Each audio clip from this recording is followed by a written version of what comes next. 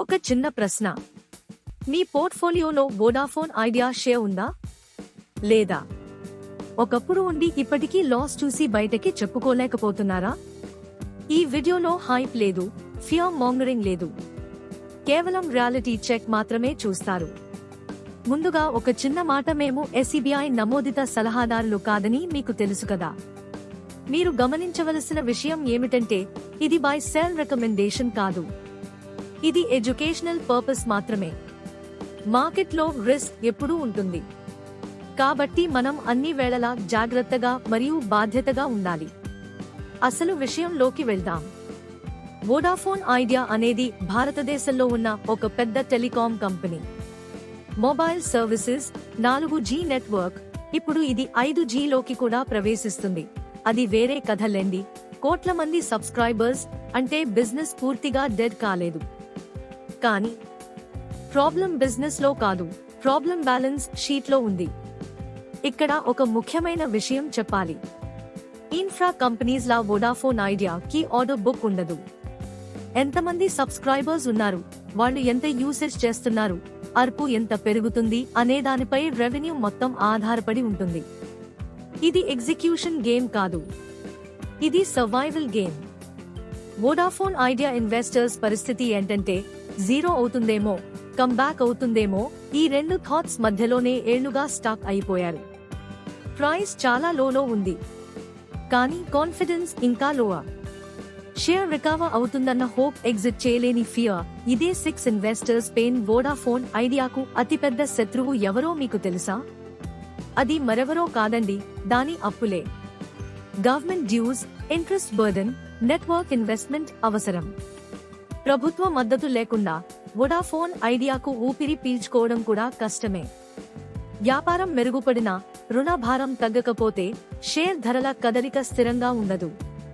కొన్ని రోజుల తర్వాత వోడాఫోన్ ఐడియా షేర్లు అకస్మాత్తుగా అప్పర్ సర్క్యూట్ను తాకవచ్చు. అప్పుడు వార్తలు బయటకు వస్తాయి, పునరాగమనం, పునరుజ్జీవనం ప్రారంభమైంది. కానీ నిజం ఏమిటంటే, ఇది వ్యాపారంలో మార్పు లేదా ప్రాథమిక అంశాలలో మెరుగుదల వల్ల కాదు. ప్రధానంగా వార్తల ఆధారిత ఆశ, రిటైల్ ఊహాగానాలు, తక్కువ ధరల మనస్తత్వం కారణం కావచ్చు. అప్పర్ సర్క్యూట్ అంటే టర్నరౌండ్ నిర్ధారణ అని అర్థం కాదు.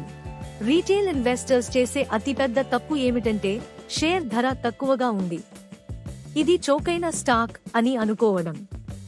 వోడాఫోన్ ఐడియా చౌకైన స్టాక్ కాదు, అది అధిక రిస్క్ ఉన్న స్టాక్. తక్కువ ధర అంటే తక్కువ రిస్క్ అని కాదు, కొన్నిసార్లు తక్కువ ధర అంటే అధిక ప్రమాదం అని అర్థం. వోడాఫోన్ ఐడియా ఇన్వెస్టర్స్ ని 3 కేటగిరీస్ లో పెట్టొచ్చు. ఆల్రెడీ స్టాక్ ఇన్వెస్టర్స్, మీరు మీ భావోద్వేగాలను నియంత్రించుకోవాలి, మీరు ఏ వార్తకు స్పందించకూడదు. న్యూ ఇన్వెస్టర్స్, ఇది అత్యంత ప్రమాదకరమైనది, ఇది పెట్టుబడి పెట్టడానికి తగిన స్టాక్ కాదు. ట్రేడర్స్, సమయం సరైనదైతే అది లాభం, సమయం తప్పితే అది ఒక ట్రాప్ అవుతుంది.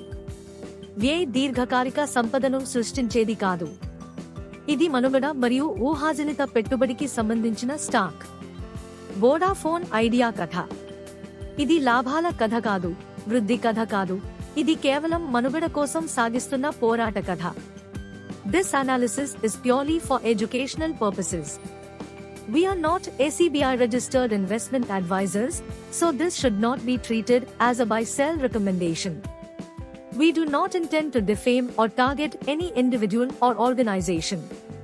Please do your own research or consult a certified advisor before investing. వ్యయ పునరాగమనం చేస్తుందా, లేక నెమ్మదిగా కనుమరుగైపోతుందా?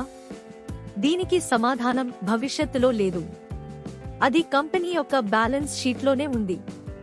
మీ ఆనెస్ట్ ఒపీనియన్ కమెంట్స్ లో చెప్పండి. వోడాఫోన్ ఐడియా సర్వైవ్ అవుతుందా, లేక హోప్ మాత్రమేనా? వీడియో యూస్ఫుల్ అనిపిస్తే లైక్ చేయండి. ఇలాంటి ఆనెస్ట్ మార్కెట్ అనాలిసిస్ కోసం AR stock market whisperers channel subscribe చేయండి.